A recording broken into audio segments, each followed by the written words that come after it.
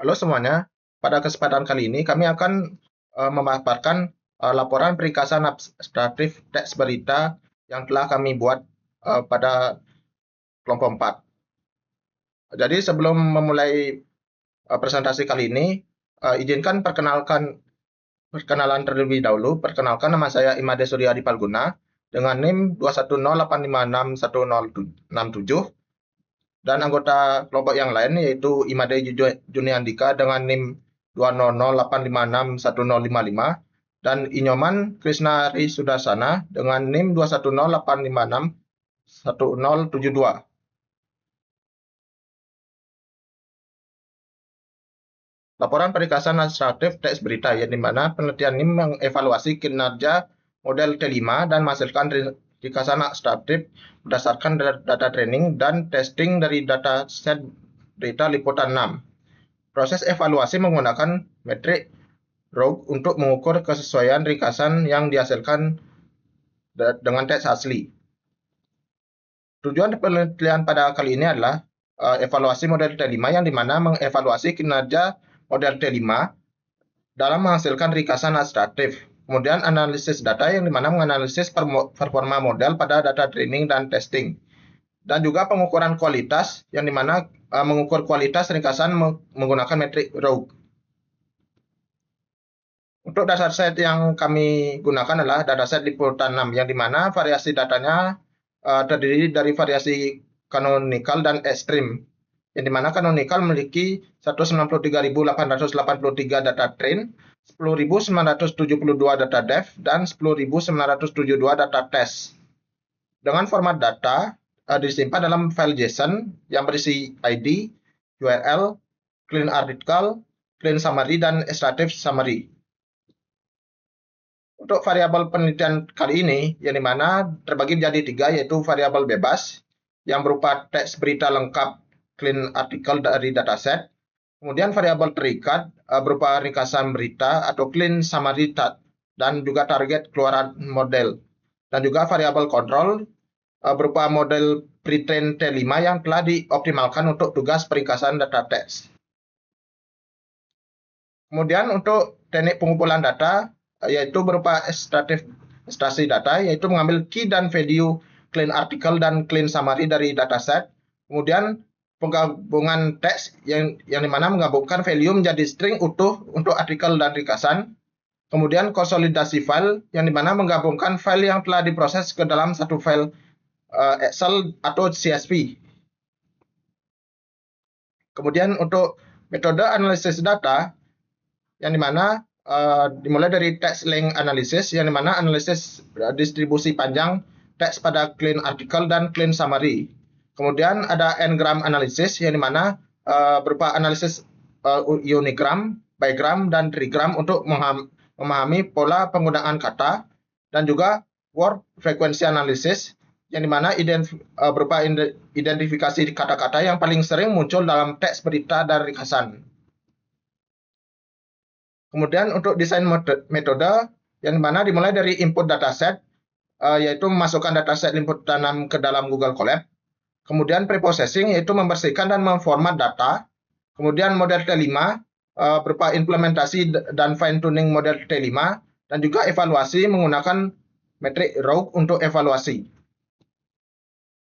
Untuk data preprocessing, ya dimana berupa penghapusan kolom, yaitu menghapus kolom yang tidak relevan seperti ID, URL, dan extractive summary. Kemudian perubahan nama kolom, yaitu mengubah data kolom menjadi lebih deskriptif, dan juga pembersihan teks, yang dimana mengubah teks menjadi huruf kecil, menghapus karakter khusus, dan tanda baca. Kemudian juga penghapusan outlier, yang mana berupa penghitungan teks panjang teks, yaitu menghitung jumlah kata dalam original teks dan abstract summary. Kemudian penentuan batas, yang mana menggunakan metode interquartile range atau IQR untuk menentukan batas atas dan bawah. Dan juga penghapusan data, yaitu menghapus data yang berada di luar rentang yang ditentukan. Untuk slide kali ini akan dijelaskan oleh teman saya. Terima kasih. Perkenalkan, nama saya Imade Juniandika, NIM 200856155. Untuk tahapan selanjutnya adalah tahapan modeling dengan menggunakan pre-train model T5. Jadi di sini pre-train model yang digunakan adalah pre-train model yang sudah diimplementasikan sebelumnya oleh salah satu orang yang bernama Cahya. Jadi di sini kita akan menggunakan model yang sudah di-training dengan T5 oleh Cahya. Di sini ketika pertama kali dataset bersih tersebut di-load ke dalam sistem kita, maka tahapan selanjutnya adalah kita akan memanggil terlebih dahulu model cahayanya. Jadi untuk implementasinya bisa dilihat di sini. Yang pertama kita panggil model cahayanya. Di sini model cahaya itu merupakan pre-train model dengan menggunakan T5, yang dimana model ini itu sudah dilatih dengan menggunakan dataset liputan 6. Yang kemudian tahapan selanjutnya itu kita akan ubah data yang kita loading menjadi format pandas. Kemudian di sini kita akan membuat sebuah fungsi bernama preprocess function abstraktif, yang dimana fungsi ini itu nantinya akan mengubah setiap teks yang ada di datasetnya kita itu menjadi token-token. Jadi nanti ketika sudah dirubah menjadi token, maka token yang ini yang akan masuk ke dalam model pre-train T5 kita. Nah, di sini saya menggunakan beberapa parameter. Jadi model cahaya tersebut kita panggil lalu kita tuning parameternya dengan beberapa perubahan seperti shape steps, kemudian epochs, dan jumlah bed size. Yang dimana ketika model ini di-train akan menghasilkan evaluasi berupa nilai loss. Jadi bisa dilihat di sini untuk nilai loss yang dihasilkan oleh model cahaya itu adalah untuk data training itu, untuk di epoch pertama ada 0,247 sekian, untuk di epoch kedua 0,23 sekian, di epoch ketiga 0,22 sekian, itu untuk training loss, jadi untuk data trainingnya. Sedangkan untuk data validasinya itu sendiri, nilainya itu menjadi 0,31 untuk epoch 1, 0,3169 untuk epoch 2, dan 0,317 untuk epoch yang ketiga. Ketika selesai di training menggunakan data training dan data validasi, tahapan selanjutnya adalah kita melakukan evaluasi dengan menggunakan data testing kita. Jadi di sini saya sudah menyiapkan data testing. Data testing tersebut kita tokenize dulu sebelum masuk ke model. Lalu kita coba latih model kita dengan menggunakan data testing, kemudian menghasilkan nilai root. Jadi nilai root yang dihasilkan dari model cahaya ini ketika dituning hyperparameter yaitu menjadi yang pertama itu untuk row satunya nilainya itu 0,342, yang dimana menunjukkan kemampuan model dalam menangkap kata kunci yang relevan. Kemudian untuk di row 2-nya sendiri itu hasilnya 0,1425, yang dimana nilai ini itu menggambarkan kesesuaian pada level frasa dua kata. Dan yang terakhir itu ada row L, nilainya itu 0,2648, yang dimana nilai ini tuh berarti bahwa model itu dapat mengukur kesesuaian struktur atau urutan kata dalam ringkasan, seperti itu. Kemudian untuk tahapan pemodelan datanya ini kita bisa lihat dulu di slide yang ini. Untuk implementasi sistemnya itu sendiri diawali dengan persiapan dataset, kemudian pre-processing yang meliputi tokenisasi, kemudian penghapusan outlier yang sudah dijelaskan teman saya, kemudian baru kita masuk ke model trainingnya menggunakan T5. Jadi T5 di sini itu merupakan model pre-train yang kemudian model ini tuh dilatih oleh Cahya, kemudian model Cahya ini kita gunakan untuk melatih datasetnya kita, seperti itu. Baru setelah itu kita melaksanakan evaluasi. Kemudian di sini ada sedikit catatan ketika kita ingin menampilkan hasil evaluasi menggunakan model cahaya langsung itu membutuhkan waktu yang lebih dari 3 jam dan menghabiskan komputasi yang sangat besar, sehingga hasil dari evaluasi menggunakan model cahaya tersebut tidak bisa ditampilkan di sistem kami. Sehingga yang hanya bisa ditampilkan tersebut adalah model cahaya yang dituning parameternya sehingga menghasilkan nilai evaluasi. Selanjutnya adalah demonstrasi program. Pada tampilan awal di sini ada nama dari websitenya.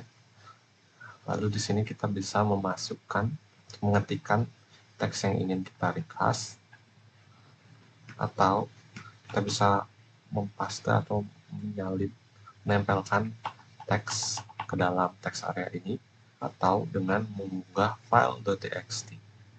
Di sini kita coba file .txt.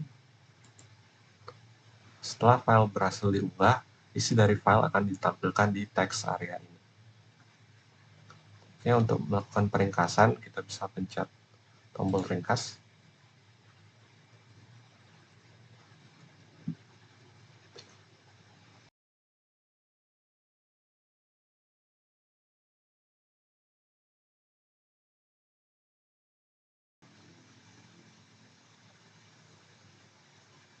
Oke, di sini ringkasan berhasil dibuat. Ringkasan dapat dilihat di sini. Dan di sini ada fitur salin ringkasan. Tetapi di sini fitur salin ringkasan tidak bisa digunakan pada tahap deployment karena ada perbedaan antara sistem operasi yang kami gunakan untuk mengembangkan website dengan sistem operasi yang digunakan oleh server, di mana pada server itu ada beberapa modul yang tidak bisa kami gunakan. Sedangkan pada lokal, nah di sini ringkasan bisa disalin. Ringkasan berhasil disalin di clipboard. Sekarang kita coba paste. Di sini ringkasan berhasil dipaste. Nah, lebih seperti itu demonstrasi dari website peringkasan yang kami buat. Pembahasan terakhir mengenai kesimpulan dan juga saran.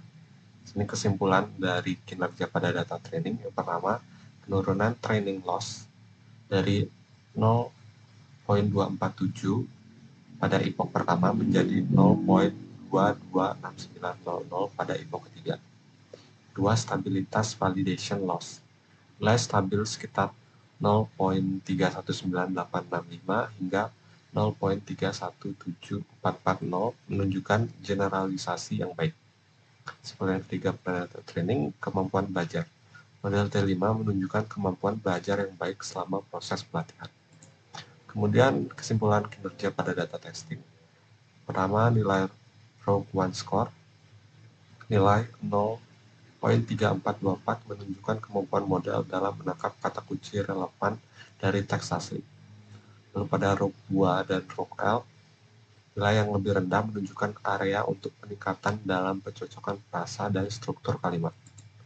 Dengan saran untuk peningkatan kinerja model, yang pertama penyesuaian hyperparameter, melakukan fine-tuning lebih lanjut pada learning rate atau batch size atau parameter lainnya. Yang kedua, eksplorasi arsitektur, menguji arsitektur model yang lebih kompleks untuk meningkatkan performa. Yang ketiga, augmentasi data, memperkaya dataset pelatihan untuk meningkatkan variasi dan kualitas ringkasan. Lalu yang terakhir, saran untuk penggunaan metrik evaluasi tambahan. Yang pertama ada Blue Score, menggunakan Blue untuk evaluasi tambahan kualitas ringkasan. Lalu ada metrik Meteor, menerapkan Meteor untuk penilaian yang lebih komprehensif. Dan tambahan metrik yang terakhir yaitu Human Evaluation, melibatkan penilaian manusia untuk aspek kualitatif ringkasan. Sekian presentasi proyek peringkasan abstraktif teks berita untuk mata kuliah MLFT. Terima kasih.